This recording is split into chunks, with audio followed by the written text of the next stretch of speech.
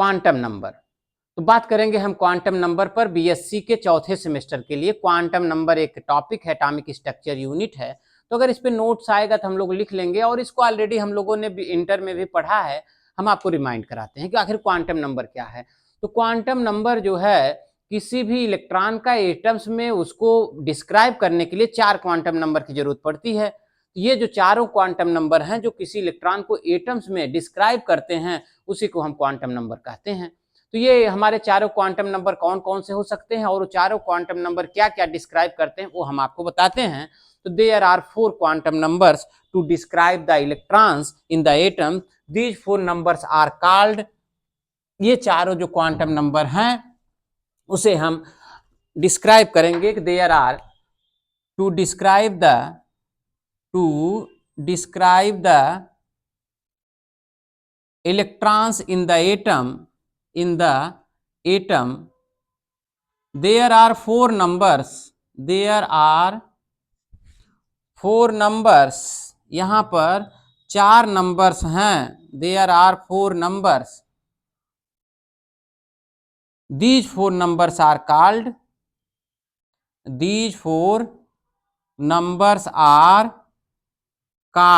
quantum number। these 4 numbers are कौन कौन से हैं? नंबर 1 प्रिंसिपल क्वांटम नंबर, पहला कौन सा हो गया? Principal quantum number. यहां पर 4 क्वांटम नंबर हैं, तो पहला हो गया प्रिंसिपल क्वांटम नंबर। दूसरा है एजीमुथल क्वांटम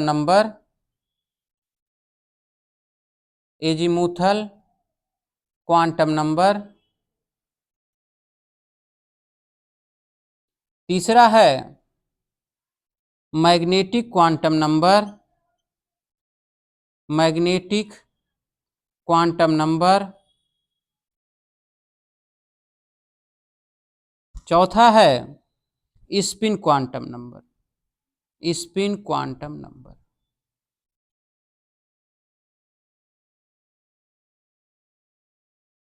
तो यहां पर 4 क्वांटम नंबर हैं जो इलेक्ट्रॉन को डिस्क्राइब करेगा किसी भी एटम्स के अंदर।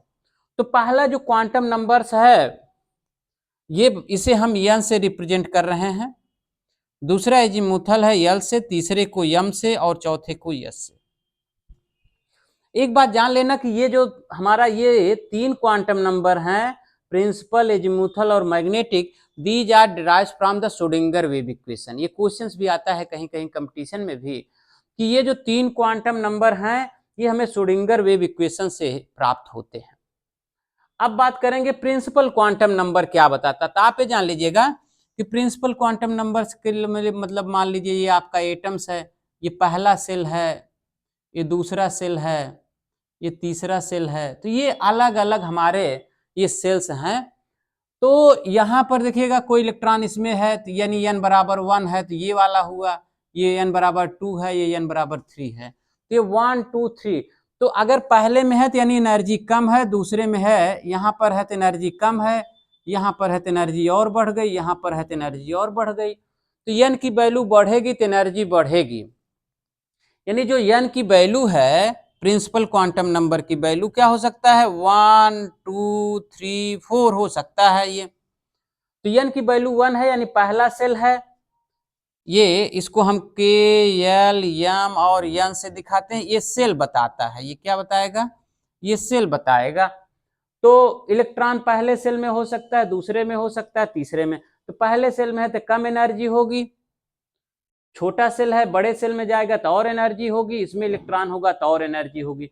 इसका मतलब यह है कि एनर्जी के बारे में बताता है। ये बताता है energy level. Principal quantum number energy level बता रहा है। ठीक है, पहले में है तो पहले, अगर पहले सेल में इलेक्ट्रॉन है तो उसकी एनर्जी कम होगी और दूसरे में है तो ज्यादा होगी। फिर इसके बाद ये देखिएगा यहां से यहां तक R है, R1 है, यहां से यहां R2 है, यहां से यहां R3 है।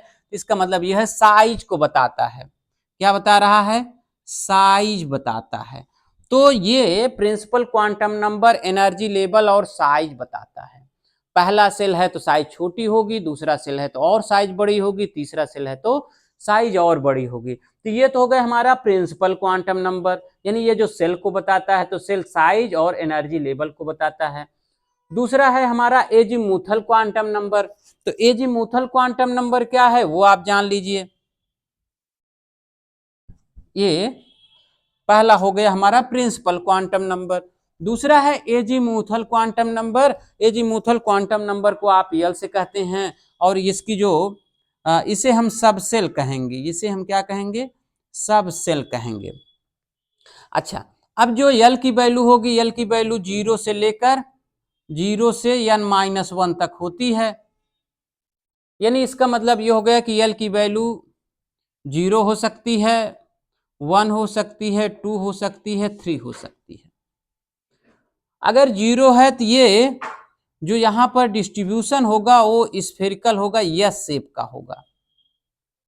अगर यल की वैल्यू 0 है तो यस, यल की वैल्यू 1 है तो पी, 2 है तो डी, और 3 है तो एफ।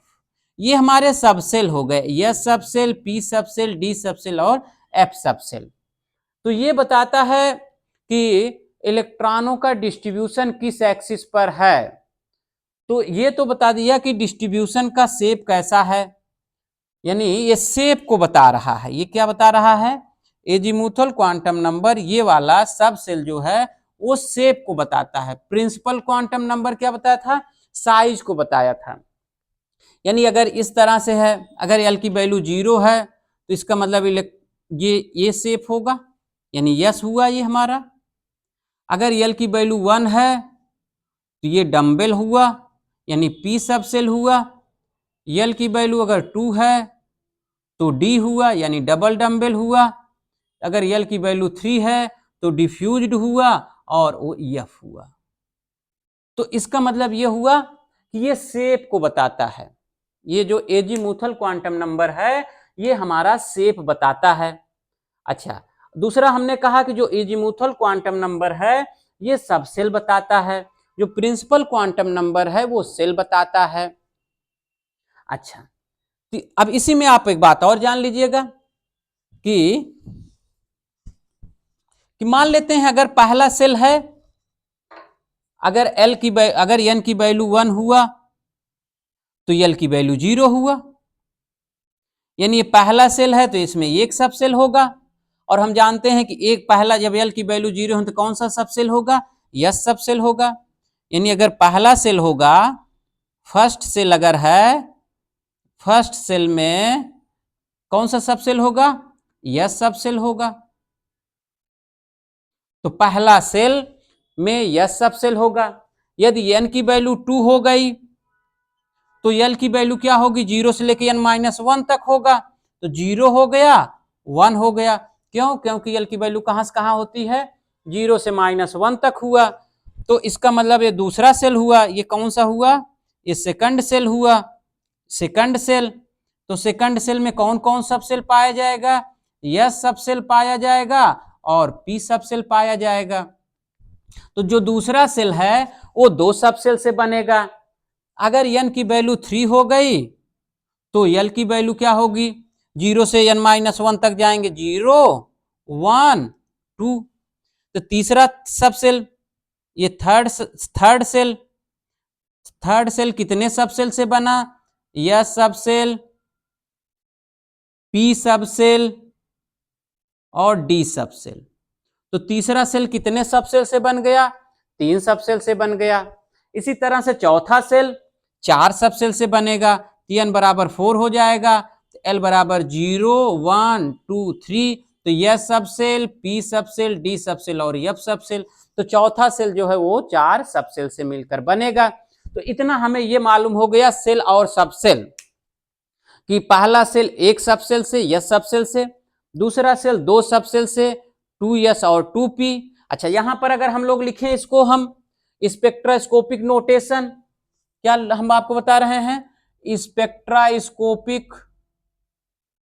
स्पेक्ट्रोस्कोपिक नोटेशन आगे चल के बता देंगे, या बता ही देते हैं। स्पेक्ट्रोस्कोपिक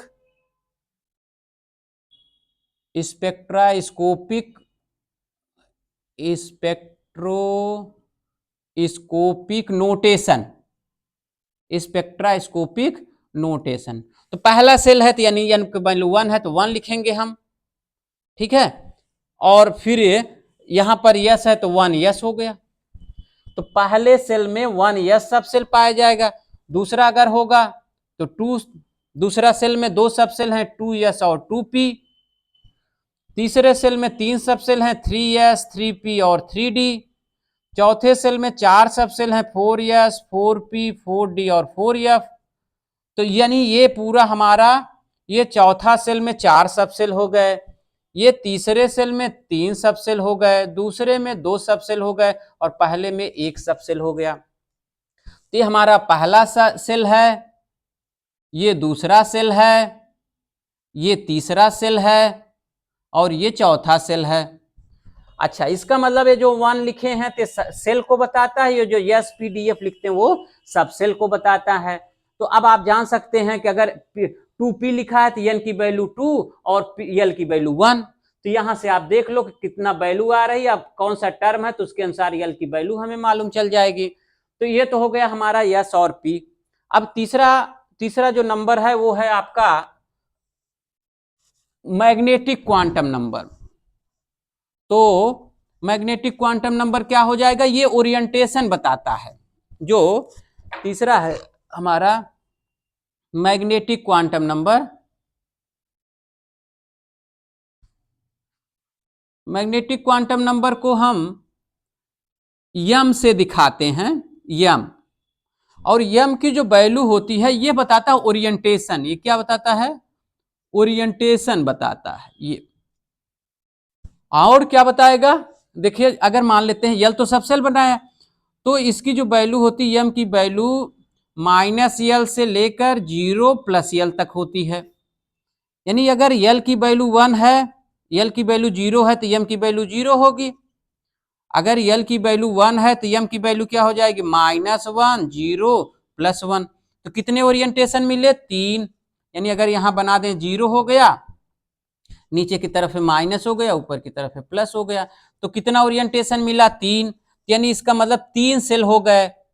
ये l बराबर 0 है तो यस सब सेल हुआ, तो यस सब सेल में केवल एक सेल होगा, यस से ये एक ऑर्बिटल होगा। तो ये ऑर्बिटल को बताता है, क्या बताता है, नंबर ऑफ ऑर्बिटल बताता है। जो मैग्नेटिक क्वांटम नंबर है ये ओरिएंटेशन और नंबर ऑफ ऑर्बिटल बताता है ये, ठीक है। तो इसका मतलब ये हो गया कि यस सब सेल में केवल एक ऑर्बिटल होता है, लेकिन एल की वैल्यू अगर 1 है तो यानी पी सब सेल हुआ। ये क्या हुआ, पी सब सेल हुआ। पी में 3 ओरिएंटेशन है, इसका मतलब इसमें 3 ऑर्बिटल पाए जाएंगे। तो पी में कितने ऑर्बिटल पाए जाएंगे, 3। कौन कौन से, पी एक्स, पी वाई और पी जेड। इसमें 3 ऑर्बिटल पाए जाएंगे। इसी तरह से यदि एल की वैल्यू हम आगे ले लेते हैं तो ये मालूम हो गया मैग्नेटिक क्वांटम नंबर ओरिएंटेशन को बताता है और नंबर ऑफ ऑर्बिटल को बताता है।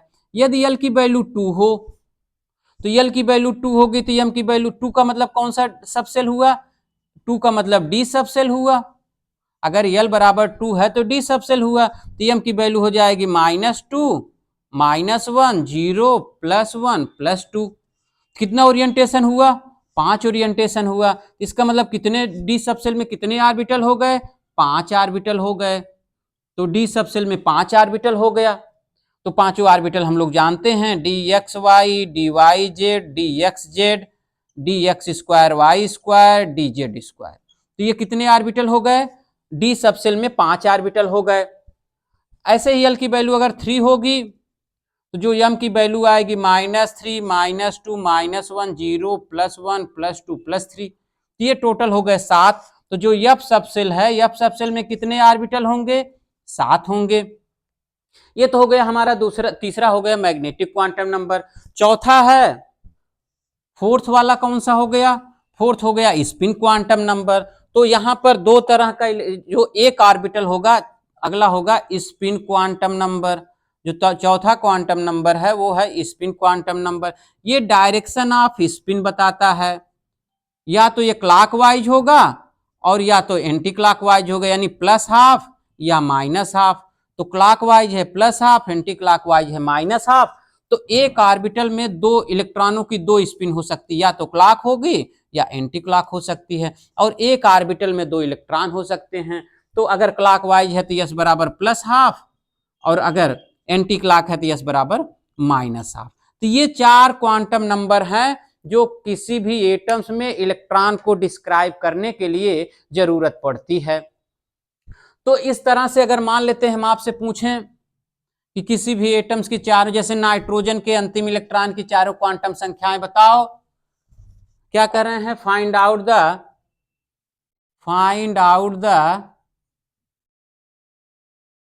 All four quantum numbers